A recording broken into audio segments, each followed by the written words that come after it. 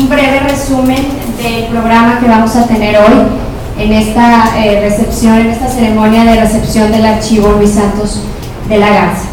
En primer lugar, escucharemos unas palabras de bienvenida de nuestro presidente del Consejo del Centro Eugenio Garza Sada, don David Garza Lagüera. Posteriormente, el historiador César Salinas hablará sobre una semblanza sobre la vida de don Luis Santos de la Garza y algunos detalles de la incorporación de estos acervos que, bueno, les anticipo, el tiempo es corto para exponer la totalidad de esta información que ya hemos recibido. Para finalizar, pediremos a don Luis, bueno, pues también que nos ofrezca unas breves palabras. Quiero ceder la palabra a don David Garza Lagüera. Por favor, don David. Adelante.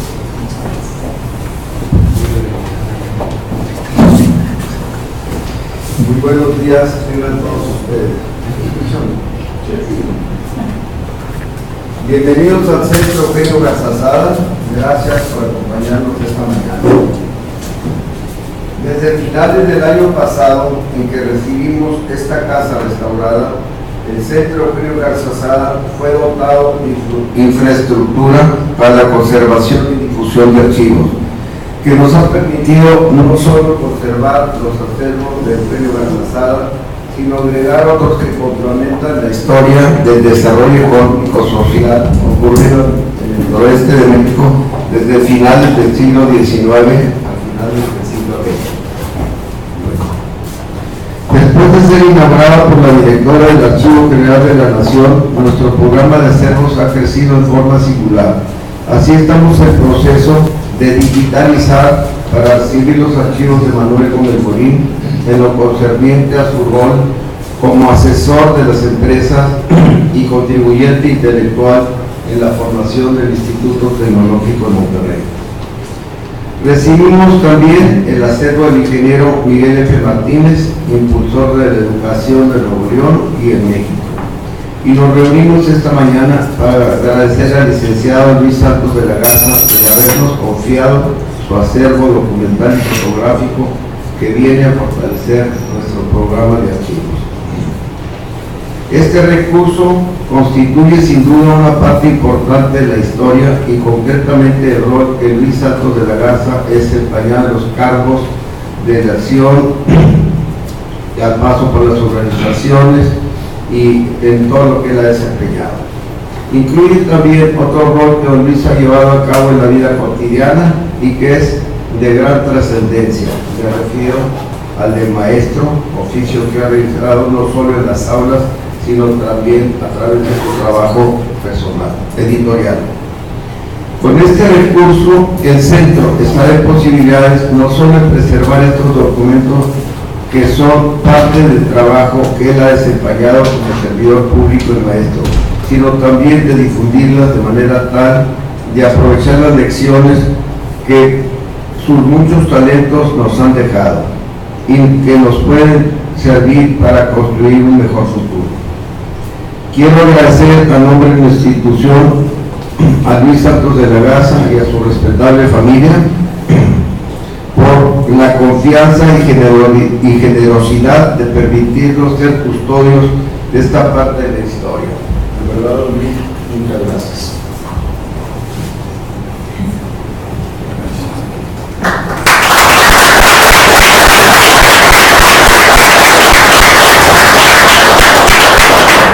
Muchas gracias, don David. A continuación, el historiador César Salinas presentará una semblanza sobre don Luis Santos de la Garza. César Salinas Márquez es licenciado en Historia por la Universidad Autónoma de Nuevo León y se ha especializado en Historia Empresarial, Historia de Empresarios y Organización de acervos empresariales. Ha laborado en distintas instituciones culturales y como investigador y redactor para empresas editoriales, publicando libros de texto y artículos en libros y revistas. Salinas ha impartido clases, cursos, conferencias, ponencias y seminarios sobre temas relacionados a la historia de Nuevo León, en particular sobre empresas y empresarios. Desde el 2011 se desempeña como historiador titular del Centro Eugenio Garza Sada y coordinador del Centro de Información Empresarial de Nuevo León, CIEN, que es parte del archivo Eugenio Garza Sada. Pido a César Salinas que pase a este lugar para que nos presente su semblanza. Muchas gracias, Enrique. Muy buenos días a todos. Don Luis Santos de la Garza, don David Garza Lagüera, consejeros, directivos, compañeros del Centro Eugenio Garza Sada y honorables invitados que tienen la amabilidad de acompañarnos esta mañana en torno a la recepción del archivo Luis Santos de la Garza. Y bueno, para mí es un honor poder hablarles unos minutos acerca de este archivo y de una semblanza de don Luis que he tenido, que voy a tener bien leerles. En septiembre del 2015, don Luis Santos de la Garza donó al Centro Eugenio Garza Sada los documentos que a lo largo de su vida ha reunido. Hoy estamos aquí para ratificarlo y hablar acerca de lo que ahora es el archivo Luis Santos de la Garza. Pero antes quiero exponer la relevancia que tienen los esfuerzos que el centro desde hace aproximadamente 5 años ha emprendido en la recopilación y conservación de documentos históricos, en específico los que tienen que ver con el desarrollo económico y social del norte de México. Vale la pena reunir y conservar documentos viejos, documentos antiguos. Es una pregunta que nos han hecho mucho, sobre todo por el esfuerzo y el costo que esto conlleva. La respuesta es simple. Nosotros no somos simples acumuladores de nostalgias y apegos, sino que los acervos del Centro Eugenio Garza Sada tienen como objetivo contribuir al desarrollo humano a través de promover en la sociedad mexicana ideas, valores, ejemplos modélicos que forman parte de nuestra identidad y que nos hicieron sabios en el pasado. Cicerón propuso desde una época muy temprana, bueno, se me pasó decirle, tenemos una presentación que nos hizo favor la historiadora Marina Sánchez de preparar.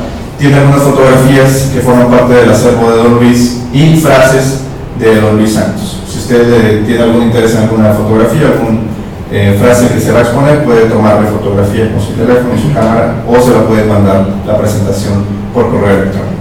Entonces va a estar corriéndose a lo largo de la presentación.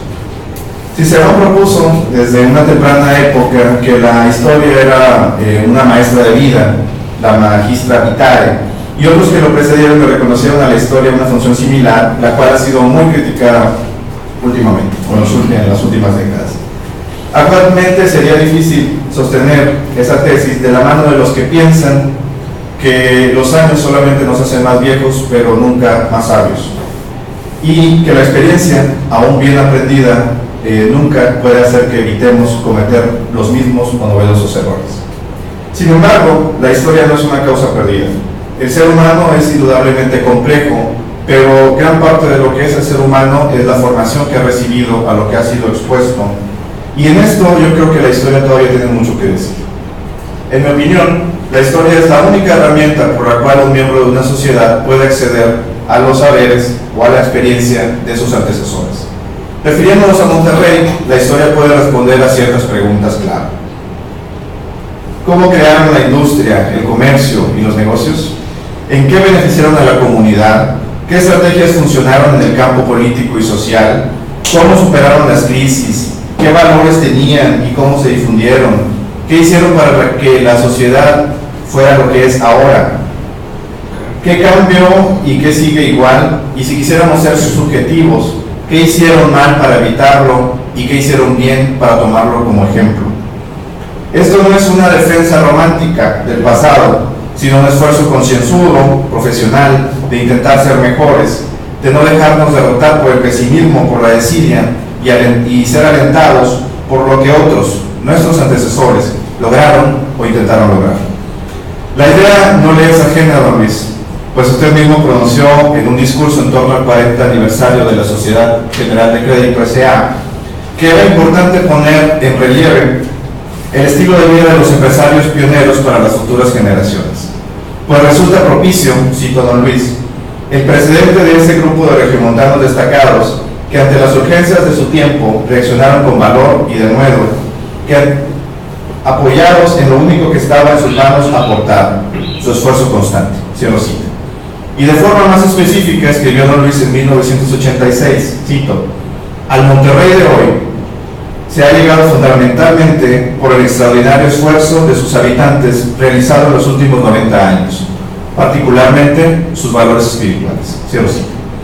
Esta es la importancia de la conservación documental, garantizarnos la posibilidad de acceder a los saberes, experiencias, aportes, logros, construcciones, luchas, ideas, filosofías, ejemplos de vidas, errores, dudas y proyectos que otros seres humanos tuvieron. El pasado no es accesible, pero su memoria sí. Y el archivo de una persona nos habla de su vida, pero también de su contexto, haciendo tangible lo espiritual de sus pensamientos, sentimientos y voluntad. De este modo, el archivo Luis Santos de la Garza se une a esta lucha contra el olvido y continuará lo que el abogado emprendió: formar ciudadanía, fortalecer la democracia, promover la honradez en el servicio público y en la vida privada, impulsar leyes que beneficien a la sociedad y oponerse a las que no lo hacen. El archivo Luis Santos se compone aproximadamente de 1000 documentos, fotografías y objetos. Entre ellos hay imágenes históricas, correspondencia, escritos, artículos, notas, conferencias, discursos, borradores de leyes y otros testimonios. A través del acervo puede constatarse una prolija carrera profesional de 70 años, desarrolladas en campos como la abogacía, política, bancos, organismos intermedios, clubes de servicio y diversas consultorías. Nos dice, por ejemplo, que Luis Santos de la Garza nació el 9 de marzo de 1922 en Piedras Negras, Coahuila, y que desde los 2 años reside en Monterrey, siendo su padre Luis Santos Bernal y Jovita de la Garza. Si el hombre es él y su circunstancia, como nos dice el filósofo Ortega y Gasset, y lo acentúa el también filósofo español Luis Recasens, al declarar que los componentes de las circunstancias y del contorno se entretejen en la personalidad individual, hay que apuntar lo peculiar del escenario de vida en donde don Luis creció. 4 años antes de su nacimiento había terminado apenas la Primera Guerra Mundial, y sus consecuencias todavía eran palpables en el mundo, sobre todo por la escasez de algunos productos, incluso los productos básicos. En México, la situación se resintió todavía más por la Revolución Mexicana, que fue una guerra civil que costó miles de vidas, paralizó la economía y provocó importantes cambios en las estructuras política, económica, social del país. El conflicto desembocó en la transición que todos conocemos de la época de Porfirio Díaz a la de figuras militares que se disputaron el poder de manera violenta. Tan solo entre 1919 y 1928 fueron asesinados Emiliano Zapata, Venustiano Carranza, Francisco Villa y Álvaro Obregón, y nuevas figuras, los generales, se abrieron paso a través de revueltas y duras estrategias de control que encauzaron a través del llamado Partido de la Revolución Mexicana. En el resto del mundo la situación también era inestable, sobre todo a partir de la crisis mundial de 1929, que hizo quebrar empresas, economías familiares y negocios, y cuyas repercusiones en México fueron palpables, sobre todo por acentuarse por la guerra cristera que sucedió entre 1926 y 1929. La década de 1930 también fue complicada para el país debido a la confrontación ideológica que creó 2 bandos irreconciliables, quienes estaban de acuerdo con la orientación socialista y quienes se le oponían o no la compartían. Esta pugna generó 40 años de conflictos en México, presentes en todos los ámbitos, el económico, político, social, incluso cultural y educativo, especialmente con la implementación de la educación socialista entre 1934 y 1940.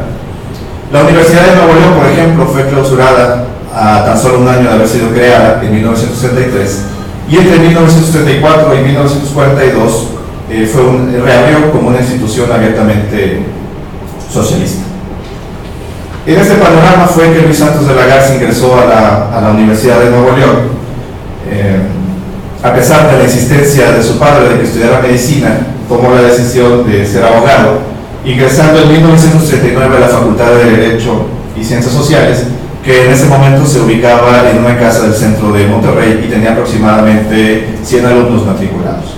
Ahí obtuvo el título de abogado el 2 de marzo de 1945 y conoció, además, a Eduardo Elizondo Lozano, quien se convirtió en su amigo y futuro socio en el despacho.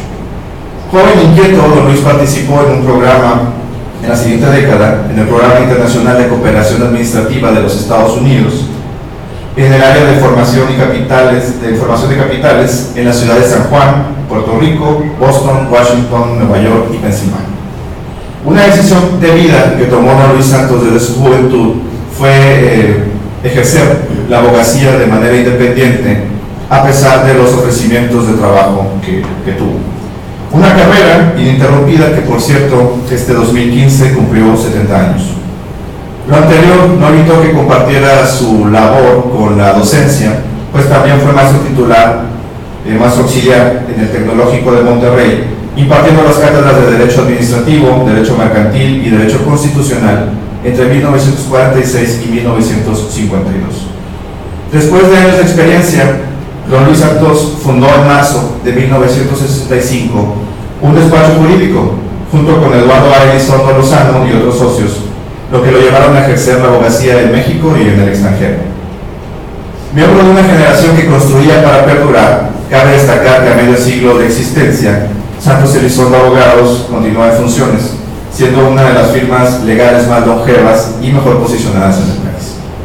En sus escritos, don Luis expresa un respeto y cariño profundos a su profesión, reconociendo que los mejores atributos que puede tener un abogado son, cito don Luis, inteligencia, capacidad, sentido de responsabilidad, honradez a toda prueba, lealtad para el cliente, subordinada a no cometer nunca injusticias con la parte contraria, respeto para las autoridades, sin perjuicio de luchar denodadamente por la causa a su cargo, caballerosidad para el adversario y, en suma, una conducta apegada estrictamente a los más altos conceptos de ética profesional. Cierro cita.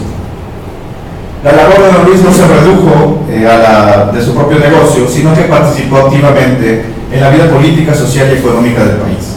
Fue consejero y asesor de empresas industriales, comerciales y bancarias, consejero y secretario de la Cámara de la Industria de Transformación de Nuevo León, CAINTRA, presidente de la Bolsa de Valores de Monterrey, presidente del Centro Patronal de Nuevo León y vocero de los entonces grupos empresariales nuevoleoneses.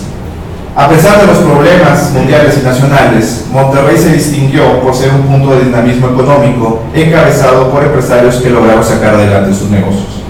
Al respecto, don Luis Santos expresó, cito, no era una época alentadora para los inversionistas, pero los capitanes de empresa, a golpe de trabajo constante, troquelaron para darle permanente a nuestra región un perfil característico, moldeado a base de los siguientes factores: voluntad tesonera, austeridad, confianza en sí mismos, eficiencia, espíritu nacionalista y particularmente laboriosidad. Cierro cita.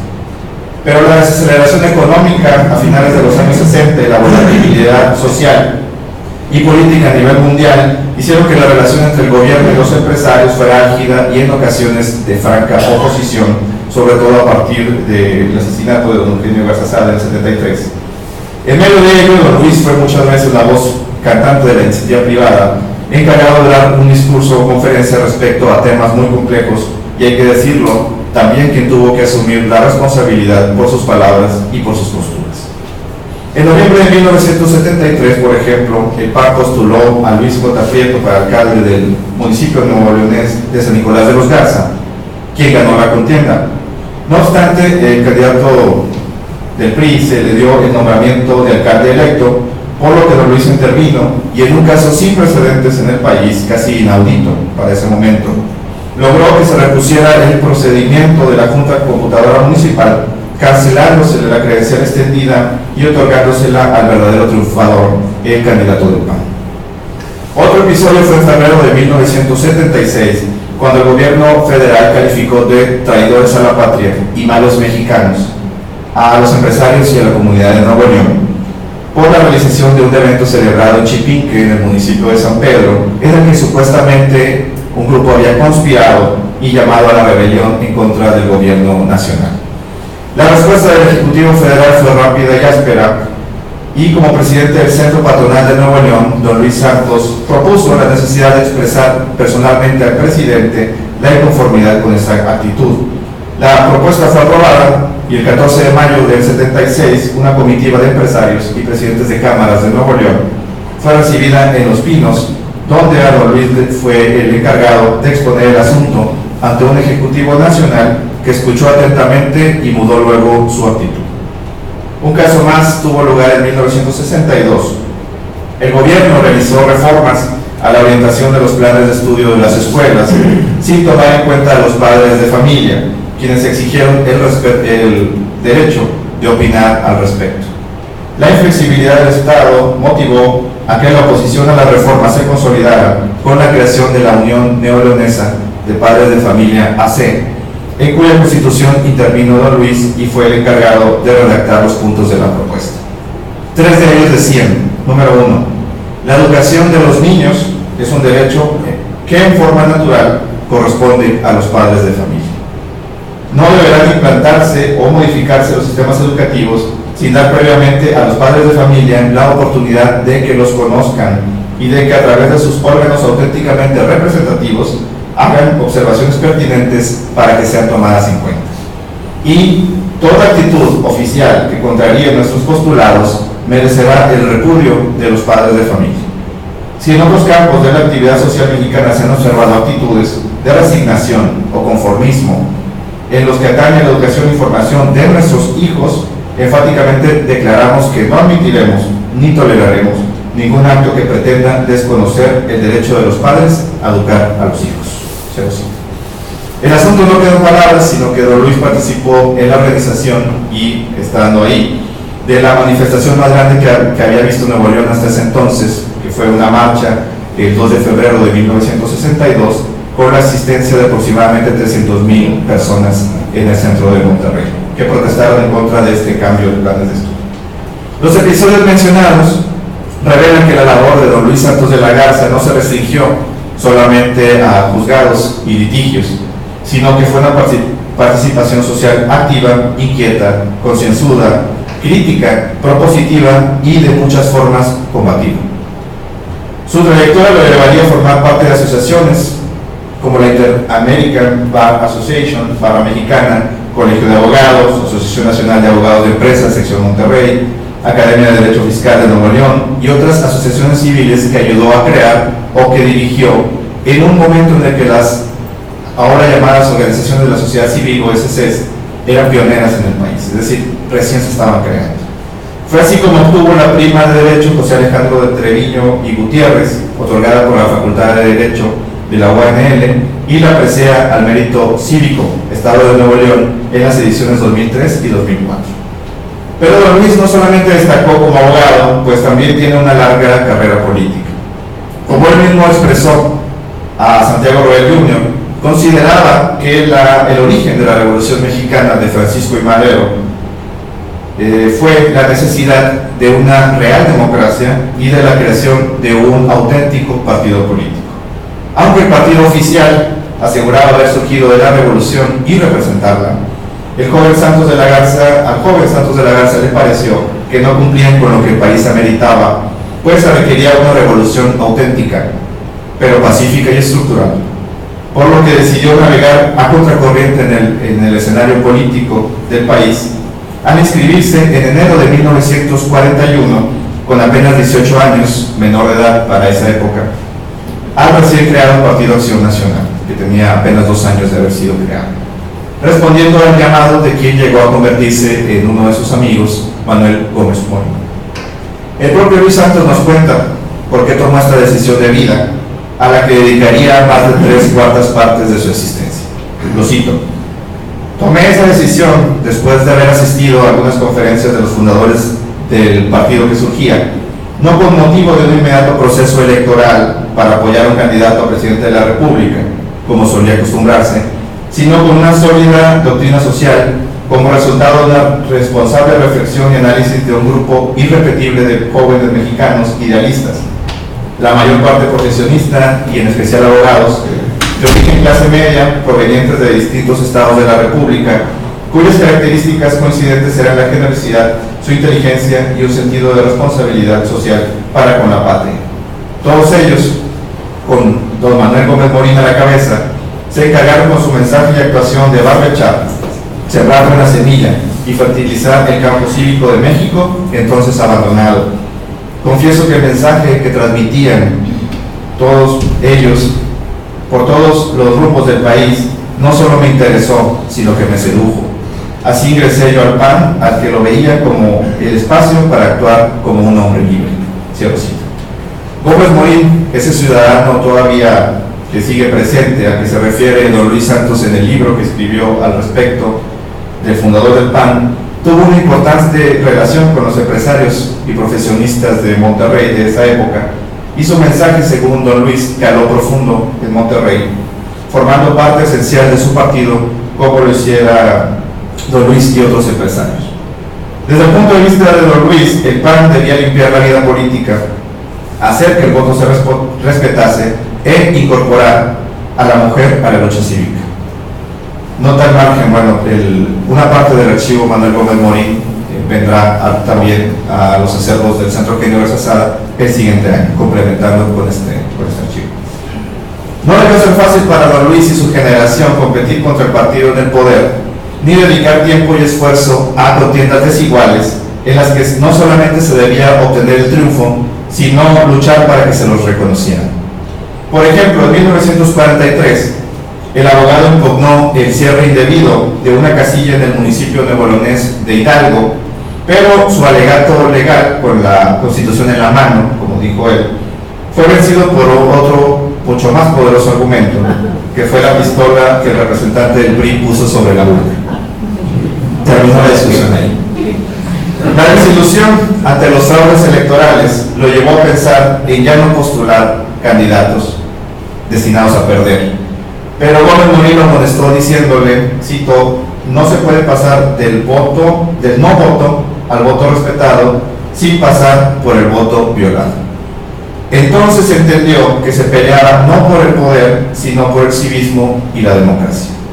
Así, Santos de la Garza se unió a esa acción nacional de mover a las almas y volvió más a fondo en el PAN, a quien reconocía, cito, una escuela de la democracia, sumándose por considerarlo un deber patrio que tenía la intención de hacer algo por México.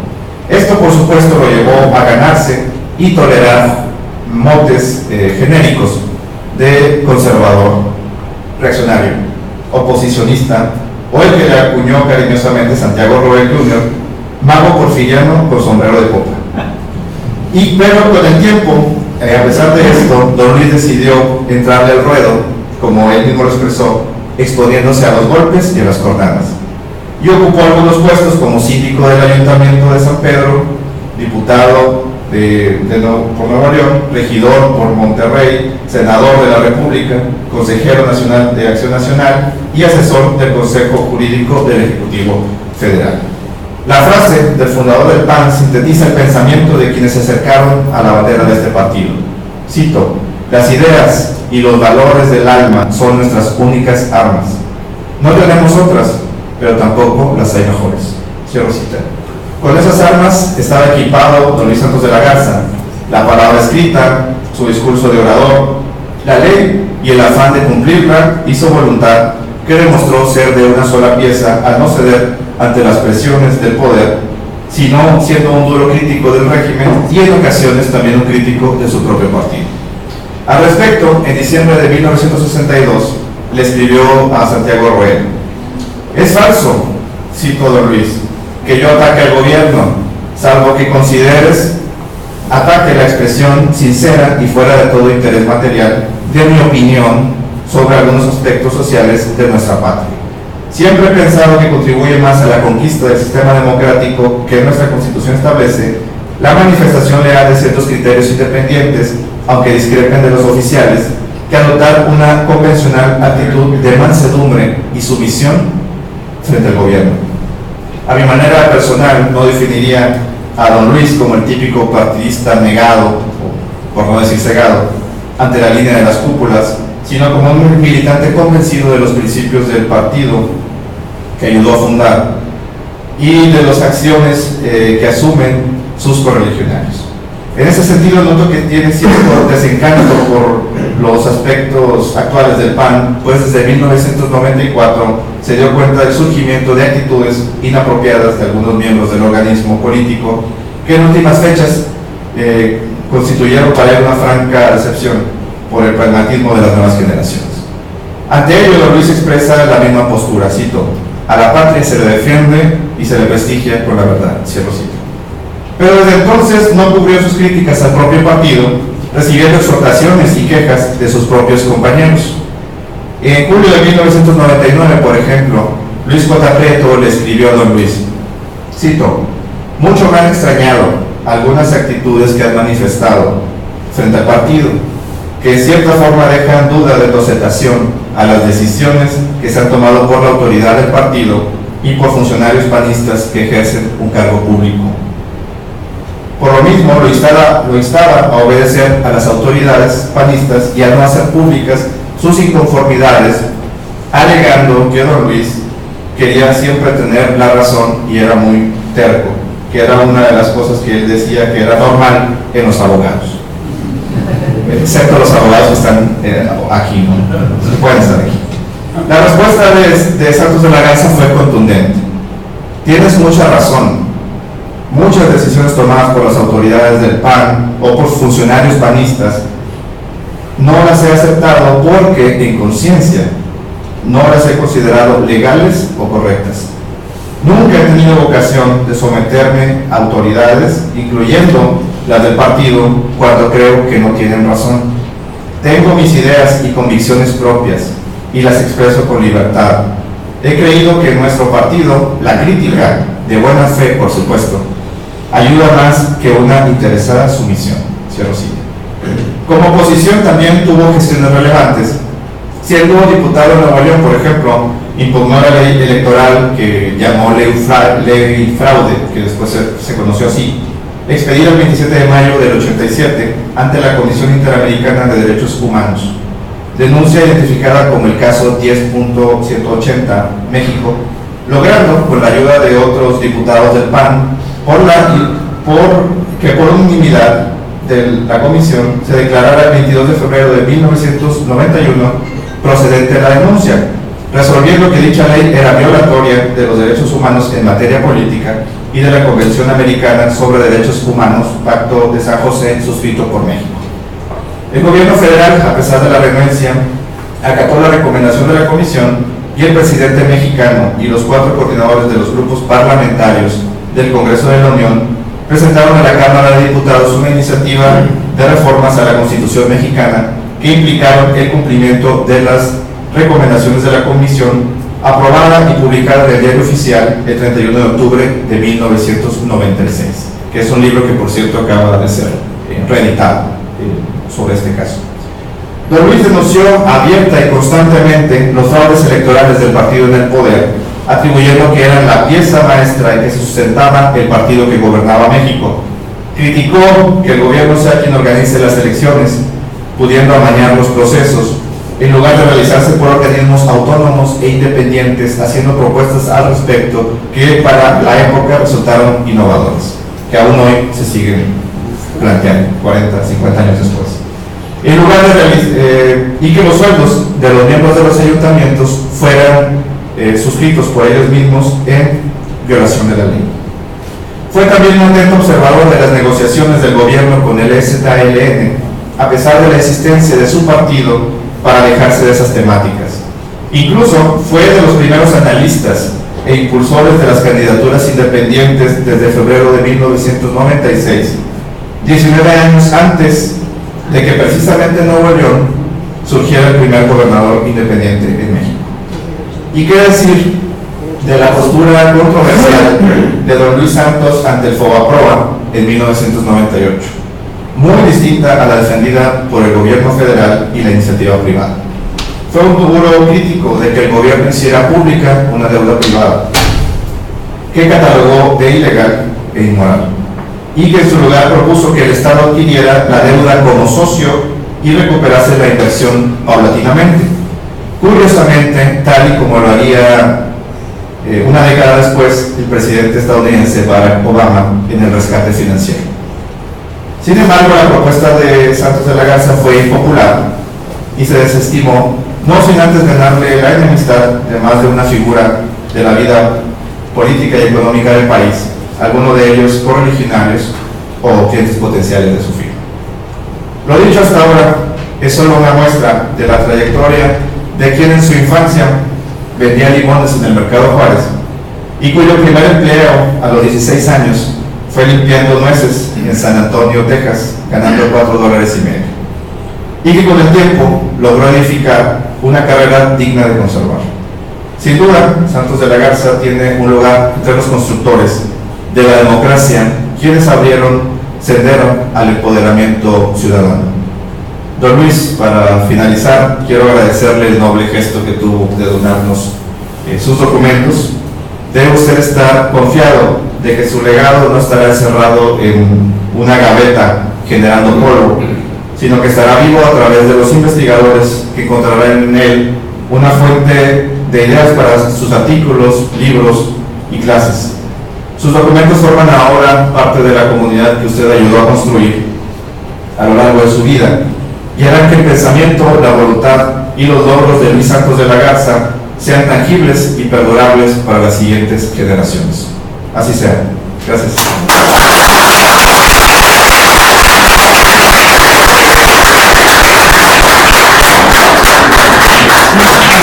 Muchas gracias a César Salinas por esta rica y sustanciosa semblanza, que aún así nos seguimos quedando cortos, ¿no?, para abarcar toda esta trayectoria. Y pues no me queda más que cederle la palabra a Luis Santos. Por favor, nos dirige unas palabras. ¿Puede venir aquí?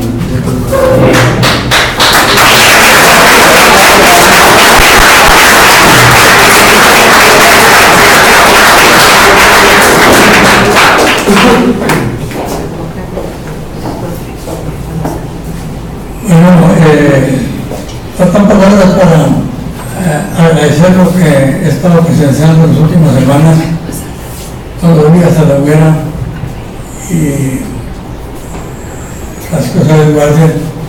Me sugirieron, me invitaron a algunas cosas que había escrito durante mi vida, formaba parte del archivo. Previamente, mi amigo Suárez Guardia me había insistido que escribiera un libro con base en los archivos. Yo me negué rotundamente porque no me pareció inclusive que me fuera a leer. Pero luego surgió la idea de que el archivo se conservara y bueno, eso lo acepté. Y realmente esa invitación lo vi, no te diste cuenta que puso en riesgo mi vida porque no podía creerlo, me llamó la atención. Realmente no es una falsa modestia, pero sí lo acepté porque en lugar de quedarse en algunos cajones ahí de la oficina, pues todo lo que había escrito podían servir. Y ahorita que lo leo o que lo oigo por historiador, pues casi me desconozco. pero me agrada. Entonces acepto el nombre de la familia, me da mucho gusto. Yo lo que me atrevería nada más a sugerir al Consejo de este Centro Cultural, y yo he comentado con David, es que Zacatecas vino a Don Eugenio. No nada más con lo que él hizo, que se queda archivado, que se puede conocer, sino que los principios que él elaboró y aplicó por muchos decenios, eso tiene más valor que la palabra, la realización, siguen vivos. Yo creo que Don Eugenio, como dice la leyenda del Cid Campeador, ya muerto, puede seguir teniendo triunfos. ¿Qué quiero decir con esto? Hay tantos problemas nuevos que si se aplican los principios y las ideas del empuje de él a estos problemas nuevos, puede seguir vivo Don Eugenio, ayudando, aprovechando estas magníficas instalaciones, sus principios de preocupación por la comunidad, ¿verdad? Para lo cual podía acercar a intelectuales y gentes muy capaces mexicanos dispersos, dándoles lo que no tienen. No tienen voz, no tienen presencia, no tienen televisión, no tienen periódicos, pero tienen ideas que no se están aprovechando. Y este centro cultural las pueden agrupar. Ellos encantados de poder apreciar su talento de distintas universidades y empezar por situaciones regionales. Yo les decía un ejemplo, y puede haber muchos. La Constitución federal y estatal se mantiene como burla los estados libres y soberanos, los municipios libres. ¿Son los estados, pregunto, libres y soberanos? No. ¿Son los municipios libres? No. Sin dinero no pueden ser.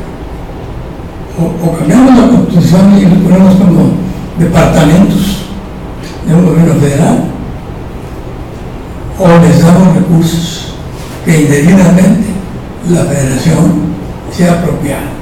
Y lo que propongo es algo que se ha hecho en algunos esfuerzos de 1928 en varias convenciones nacionales de redistribución de las fuentes fiscales, pero creo que el gobierno federal se opone. Insistir en eso, porque mientras no tenga sus recursos propios, yo en broma les digo que a los gobernadores, al ser elegidos, lo que hay que regalar son unas rodilleras de catchers de béisbol, para que no se lastime tanto al ir a los pinos a pedir que les den algo, ¿verdad? Eso lastima a los ciudadanos de los estados y los municipios. Un estudio a fondo, y hay antecedentes, pero no culminan, y no culminan porque el gobierno federal no quiere ceder el poder. Donde está el dinero, está el poder. Es un ejemplo de tantos que pudiera abordar este centro y seguir dándole vida a don Eugenio Garza Sada. Muchas gracias.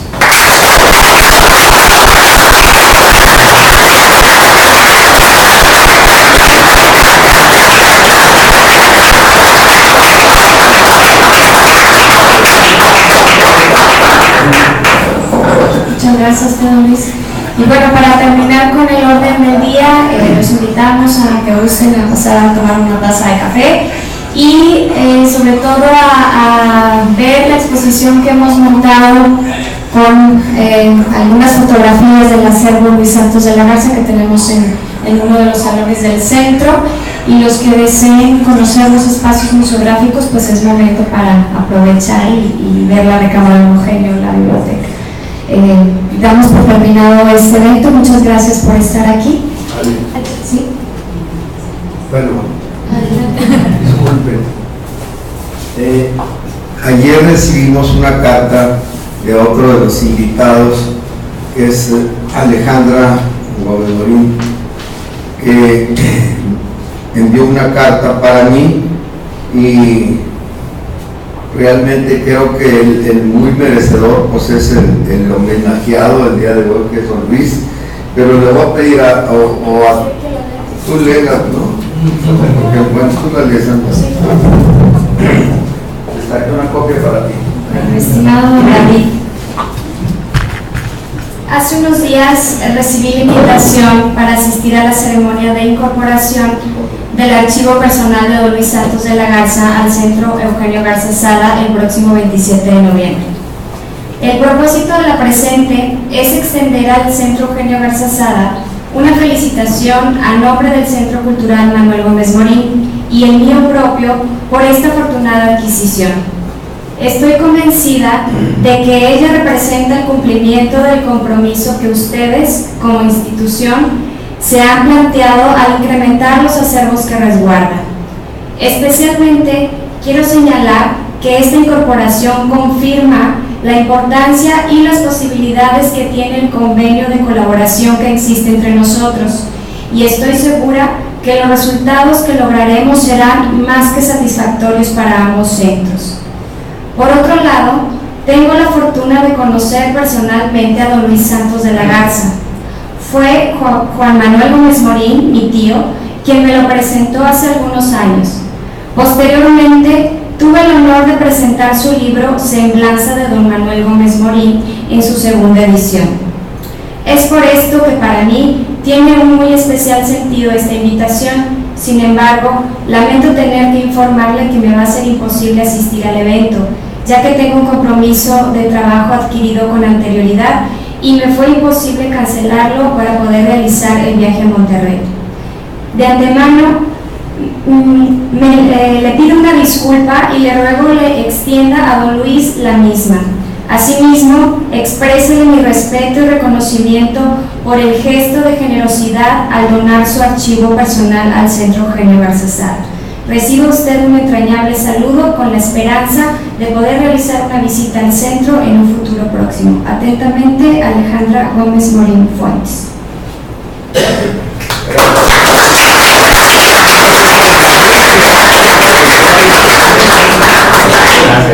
Bueno, entonces ya damos por terminado el evento. Muchas gracias y podemos salir al atrio para accesar a los que gusten ver la exposición por donde llegaron, ¿no? Por la entrada principal para la puerta principal de la casa al exterior. Sí. Gracias. Bueno.